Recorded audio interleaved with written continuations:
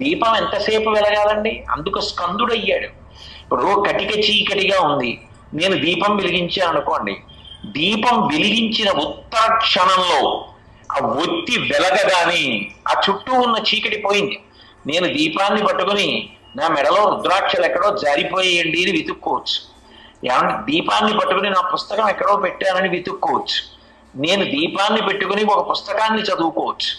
దీపాన్ని పట్టుకుని చీకటి వెతకగలనా? దీపం ఉండగా చీకటి ఎలా ఉంటుంది? దీపాన్ని పట్టుకుని చీకటి వెతకలేరు. దీపం పట్టుకోగానే చీకటి తొలగిపోయింది. సుబ్రహ్మణ్యానుగ్రహం కలగగానే ఆయన స్కందుడు అని అందుకు పిలువబడ్డాడు. దూకిన వాడు ఎట్లా వస్తాడో, మాండూక్యోపనిషత్తు అంటారే కప్ప దూకినట్టు, అట్లా ఆయన అనుగ్రహం కలిగిన వాడికి ఉత్తర క్షణం ఆలస్యం లేకుండా శ్రేయస్సు యందు బుద్ధి కలుగుతోంది.